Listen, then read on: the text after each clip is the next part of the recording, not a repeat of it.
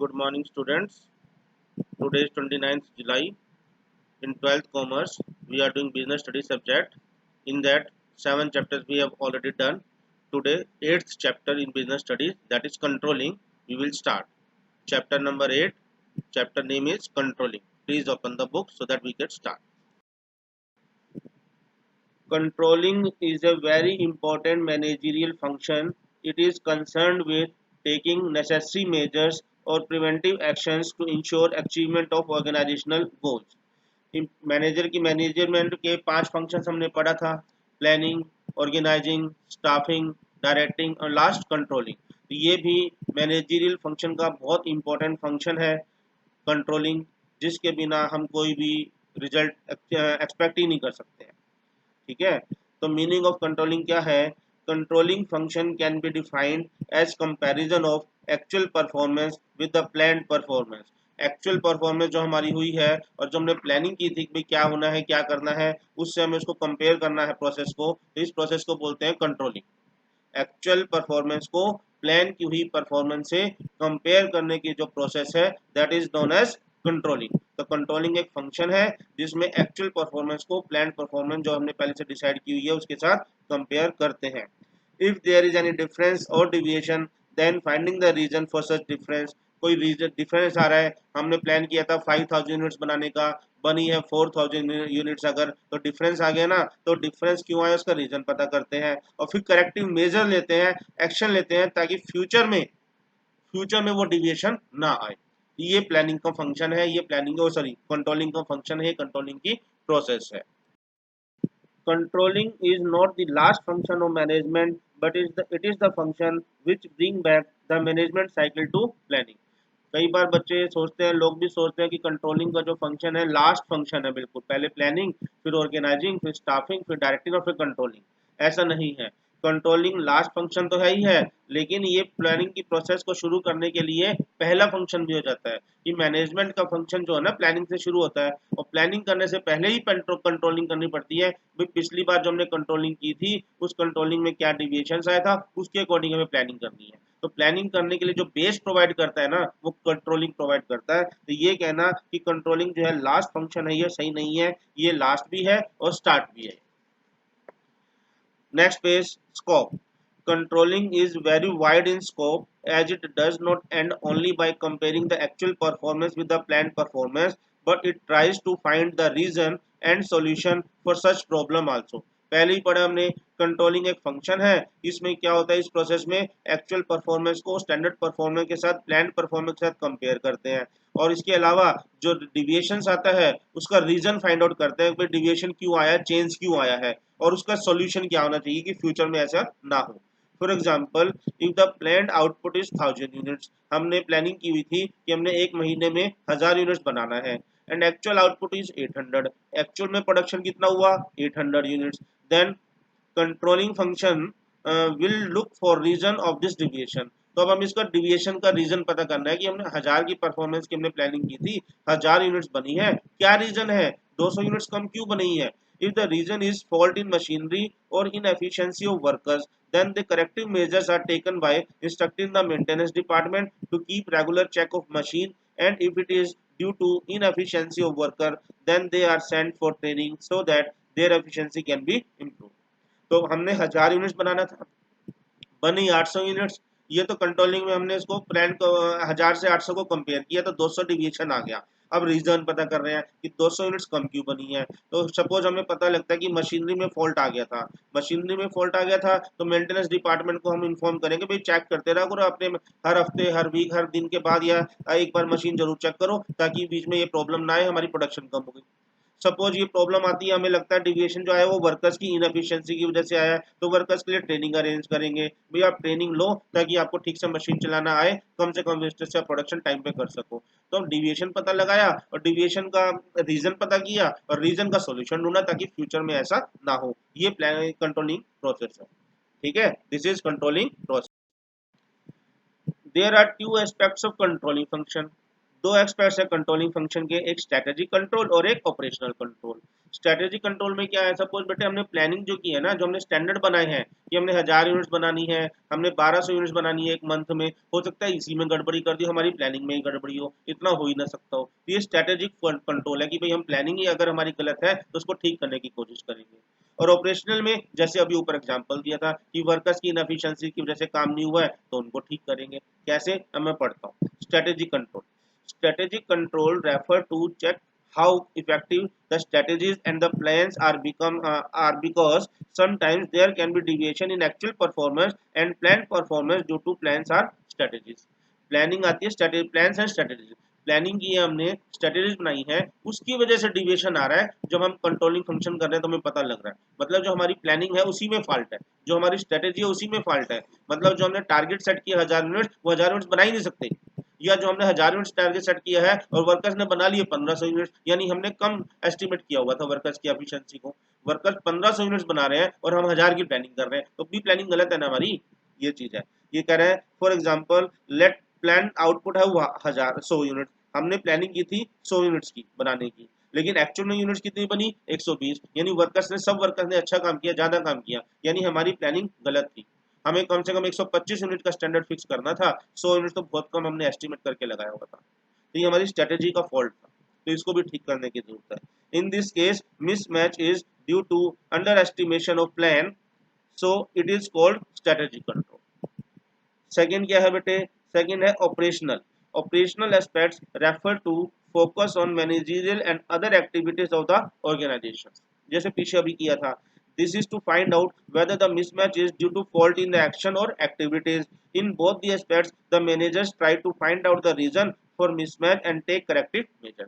जैसे ऊपर एग्जांपल दिया था कि भाई हमारे को 1000 यूनिट्स बनाना था, 800 यूनिट्स बनी, तो ये क्यों बनी, या तो मशीन में फॉल्ट था तो मेंटेनेंस डिपार्टमेंट को बोला, या वर्कर्स की एफिशिएंसी कम थी तो उनको ट्रेनिंग के लिए भेजा, तो ये ऑपरेशनल कंट्रोल है। क्या है ये, ऑपरेशनल कंट्रोल। हमारे प्लानिंग में फॉल्ट है तो स्ट्रेटेजी कंट्रोल है, उसमें काम आएगा, और अगर हमारे वर्कर्स की वजह से या किसी और वजह से हमारा टारगेट पूरा नहीं हुआ तो वो ऑपरेशनल कंट्रोल में आएगा। तो ये हमने अभी तक सीखा। नेक्स्ट टॉपिक है बेटे नेचर ऑफ कंट्रोलिंग। जो हमने ब्रीफ सीखा है ना, 4-5 वर्ड्स, 4-5 लाइन, उन्हीं में पूरा चैप्टर कवर है, यही सब आप दोबारा पढ़ेंगे। Nature of controlling, first is controlling is a goal oriented function. Goal, हम कोई भी टारगेट सेट करते हैं उसके अकॉर्डिंग प्लानिंग करते हैं ना, और उस प्लानिंग की वजह से तो कंट्रोलिंग होती है, प्लान के साथ ही तो कंपेयर करते हैं एक्चुअल परफॉर्मेंस को, कंट्रोलिंग जैसे बोलते हैं। तो कंट्रोलिंग जो है वो गोल ओरिएंटेड फंक्शन हो गया। Controlling function make sure everyone follow the plan, ये श्योर करता है कंट्रोलिंग फंक्शन कि हर वर्कर हर जगह पे प्लान के अकॉर्डिंग काम हो रहा है, और work is accomplished as per the plan, and plan always aim at achieving organization goal. और प्लान क्या होते हैं, प्लान ऑर्गेनाइजेशन के गोल को अचीव करने के लिए बनाए जाते हैं, प्लान बनाए जाते हैं ऑर्गेनाइजेशन के गोल को ध्यान में रखते हुए, और प्लान के अकॉर्डिंग सब लोग काम कर रहे हैं, कंट्रोलिंग में देखना होता है। तो कंट्रोलिंग में क्या हो गया, फिर कंट्रोलिंग में गोल ओरिएंटेड फंक्शन हो गया कि गोल को अचीव करने में हेल्प करता है, ठीक हो गया। Second, controlling is an all pervasive function. जैसे आपको पता है मैनेजमेंट हर जगह अवेलेबल है, छोटे बड़े काम में, स्पोर्ट्स में, बिजनेस में, नॉन बिजनेस, हर जगह मैनेजमेंट है, तो हर जगह मैनेजमेंट के पांचों फंक्शन होंगे, हर जगह प्लानिंग करनी पड़ती है, और प्लानिंग है तो उसको कंपेयर भी करना है एक्चुअल परफॉर्मेंस से, तो कंट्रोलिंग भी है। तो कंट्रोलिंग जो है वो परवेजिव है, हर फंक्शन हर जगह अवेलेबल है। Controlling is not the task of top level managers, but managers working at all level, top level, middle level and operational level perform controlling function। Her level के manager को अपने अपने level पे planning करनी होती है, directing करनी पड़ती है, ऑर्गेनाइजिंग करनी पड़ती है, तो कंट्रोलिंग भी होती है हर लेवल पे। तो कंट्रोलिंग ये नहीं कि टॉप लेवल पे ही होगी, वही लोग देखेंगे कि प्लान परफॉर्मेंस क्या और एक्चुअल परफॉर्मेंस क्या और क्या डिविएशन और क्या रीजन है। सिर्फ टॉप लेवल नहीं, मिडिल लेवल पे भी प्लानिंग होती है, मिडिल लेवल पर भी कंट्रोलिंग होती है, लोअर लेवल के मैनेजमेंट को भी प्लानिंग करनी पड़ती है वर्कर से काम करवाने के लिए, उसको भी कंट्रोलिंग करनी पड़ती है। तो controlling is an all pervasive function. Next is controlling is both backward looking as well as forward looking function. Controlling में बैकवर्ड लुकिंग भी माना जाता है इसे, फॉरवर्ड भी। कैसे, controlling is backward looking function as managers compare the planned performance with the actual performance. Planning की हुई परफॉर्मेंस को एक्चुअल परफॉर्मेंस से कंपेयर करते हैं, और एक्चुअल परफॉर्मेंस क्या है, जो हम कर चुके हैं पास, तो ये पीछे देखना होगा भाई, जो हमने एक्चुअल परफॉर्मेंस की है कितनी की है, तो कर चुके हैं उसको कंपेयर कर रहे हैं ना प्लानिंग से, तो ये पास्ट परफॉर्मेंस हो गया, लुकिंग बैक हो गया देखना। Controlling is backward looking function as managers compare the planned performance with the actual performance, and to measure the actual performance they have to look back to the performance already done. जो पहले से हमने performance की है उसको देखना यानी पीछे देखना. Controlling is forward looking also because it does not end only by comparing past performance with future, but it also suggests measure to remove the reasons for failure of plan. अब controlling forward looking भी है क्योंकि उसमें हम जब deviations आते हैं तो उसका रीजन पता लगाते हैं, और सिर्फ रीजन पता नहीं लगाते हैं, रीजन को खत्म करना कि फ्यूचर में ऐसा ना हो, नेक्स्ट टाइम हमारे प्लानिंग के अकॉर्डिंग काम हो, डिविएशन ना हो, इसके लिए क्या स्टेप्स लेने हैं. तो क्या स्टेप्स लेने हैं फ्यूचर में, ये फॉरवर्ड लुकिंग हो गया. तो कंट्रोलिंग में पास्ट परफॉर्मेंस को देखते हैं और फ्यूचर के लिए प्लानिंग करते हैं, तो दोनों काम हो गए, बैकवर्ड लुकिंग भी और फॉरवर्ड लुकिंग भी. तो this function make sure that plans and performance match in future. Controlling is a continuous function. Her bar controlling होती है, बार बार आपको मैनेजमेंट के फंक्शंस को फॉलो करना है, बार बार आपको प्लानिंग करनी है, तो बार बार कंट्रोलिंग भी करनी है. Controlling is not a one time job but it is an ongoing process. It is carried on till the organisation is surviving. जब तक आपकी ऑर्गेनाइजेशन चलती रहेगी आपको कंट्रोलिंग का फंक्शन भी हर बार फॉलो करते रहना होगा. नाउ इंपॉर्टेंस ऑफ कंट्रोलिंग, वही चलेगा इसमें भी इंपॉर्टेंस कि भाई गोल को अचीव करने में हेल्प करता है और कुछ नहीं है, वर्कर्स को मोटिवेट करता है, ये सब पढ़ेंगे. Help in achieving organizational goals आ गया ना, ऑर्गेनाइजेशन के गोल्स को अचीव करने में हेल्प करता है कंट्रोलिंग का फंक्शन. कैसे?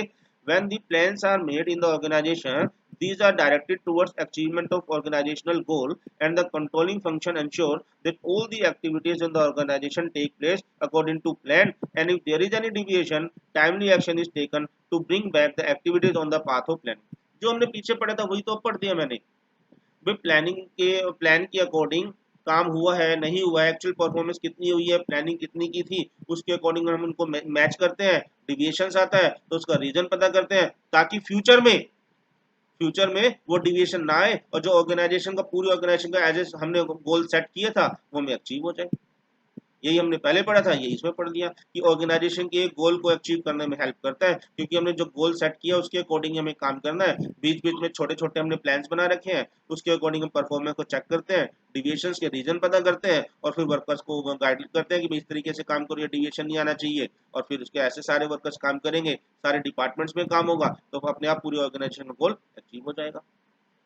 सेकेंड है जजिंग एक्यूरेसी ऑफ स्टैंडर्ड्स. ये भी हमने पहले पढ़ा है, हमने स्टैंडर्ड जो बनाए थे उनकी एक्यूरेसी चेक हो जाती है. जैसे जो प्लानिंग की थी कि वो प्लानिंग की में हमने जो टारगेट सेट किया था वो ठीक है कि नहीं है, रेलेवेंट है कि नहीं है, वही दूसरा पॉइंट है. Through strategic controlling we can easily जज वेदर द स्टैंडर्ड्स और टारगेट्स सेट आर एक्यूरेट और not. An accurate control system revise standards from time to time to match them with environmental changes. हमें time पे strategies के बदलना पड़ता है, standard को चेंज भी करना पड़ता है, उनकी एक्यूरेसी चेक करनी पड़ती है. फॉर एग्जांपल मान लो नॉर्मल रूटीन में पढ़ाते हैं तो अब तक फर्स्ट टर्म का सिलेबस हो भी जाता, लेकिन क्योंकि हम अब हमारे को ऑनलाइन पढ़ाना पड़ रहा है, बीच में बहुत ज़्यादा ऑब्स्टेकल्स भी है, तो हमें भी अपने स्टैंडर्ड चेंज करने पड़े ना कि भाई चैप्टर्स का सिलेबस गवर्नमेंट ने कम कर दिया, उसके अकॉर्डिंग पढ़ाना है, हमारे पास टाइम कम है, एक दिन में एक ही लेक्चर दे सकते हैं, तो उसके अकॉर्डिंग हमें टारगेट सेट करना है, तो थोड़े कम चैप्टर कर दिए हमने फर्स्ट टर्म कर लिए, तो हमने अपने यहाँ स्टैंडर्ड को भी कम किया ना कि भाई इतना बच्चे कर नहीं सकते. वैसे ही बिजनेस में होता है, टाइम टाइम पे एनवायरनमेंट में चेंज आता रहता है, तो चेंज के अकॉर्डिंग उन्हें भी अपने स्टैंडर्ड्स को दोबारा से कैलकुलेट करना पड़ता है, जज करना पड़ता है कि इतना स्टैंडर्ड ठीक रहेगा कि नहीं, इतना प्लानिंग के अकॉर्डिंग टारगेट सेट करना ठीक रहेगा कि नहीं, वर्कर्स काम कर पाएंगे कि नहीं कर पाएंगे. That's all. Third is making efficient use of resources. अगर हमने स्टैंडर्ड बनाए हुए हैं, अगर हमने प्लानिंग की हुई है और उसके अकॉर्डिंग सबको रिसोर्सेज अलोकेट किए हुए हैं, तो सब अपने अपने काम को तरीके से पूरा करेंगे, वेस्टेज नहीं करेंगे. सबको पता है किसको मटेरियल कितना लेना है, कहाँ से टूल्स लेने हैं, किस किस चीज़ को कैसे यूज करना है, किस वर्कर से कितना काम लेना है, सब अपना काम वैसे ही करते रहेंगे, रिसोर्सेज का यूज होता रहेगा, उनका वेस्टेज नहीं होगा. Like traffic signal, control guides the organization and keep it on the right track. Each activity is performed according to predetermined standards. As a result, there is most and effective use of resources. Resources का maximum use हो जाता है. Traffic signal में जैसे सबको पता होता है कौन सी लाइट पे कब जाना है, कैसे करना है, उसी तरीके से कंट्रोल भी तो यही है, एक तरह से चेक रखने के लिए कब आपको काम करना है, कब आपको रुकना है, कैसे करना है. Fourth, improving employees motivation. Employees को पता रहता है कि उनको क्या काम करना है, क्या रिसोर्सेज यूज करना है, कितना काम करना है, तो उनको भी, और अगर कोई प्रॉब्लम आती है तो वो फ्रीली कम्युनिकेट भी कर सकते हैं, उस प्रॉब्लम को दूर भी करवा सकते हैं। तो इससे उनका मोटिवेशन हाई होता है कि भाई काम हमारा अपने आप अच्छे से हो जाएगा। An effective control system communicate the goals and standards of appraisal for employees to subordinate well in advance. भाई एम्प्लॉइज को अप्रेजल कैसे मिलेगा, उनको कितना काम करना है, ये सर जो पहले से बता दिया जाता है एम्प्लॉइज को, तो इससे उनका सबॉर्डिनेट्स को जो है ना काम करने में हेल्प होती है और एम्प्लॉय का मोरल हाई होता है, उनको पता होता है हमें क्या करना है। और जिस चीज जब आपको पता है कि आपको क्या करना है तो आप उस चीज को अच्छे से कर सकते हो। A good control system also guide the employee to come out from their problems। यानी एम्प्लॉइज को पता है, उनको गाइड किया हुआ है कि आपको क्या काम करना है, तो उनको अपनी प्रॉब्लम को सोल्व करना भी आता है। अगर कोई प्रॉब्लम नहीं है, नहीं सोल्व हो पा रही है, तो कम्युनिकेट कर सकते हैं। This free communication and care motivate the employees to give better performance. कि अगर कोई प्रॉब्लम आएगी तो हमारे सुपीरियर हमारे साथ हैं, वो हमें बताएंगे और इससे उनका अपने आप हमारी परफॉर्मेंस ठीक हो जाएगी। तो ये उनका मोरल रहता है, मोटिवेशन हाई रहता है कि हमें सब कुछ पता है क्या करना है और फिर भी कोई प्रॉब्लम आएगी तो हमारे बॉस हमारे साथ है। 7. Ensure order and discipline.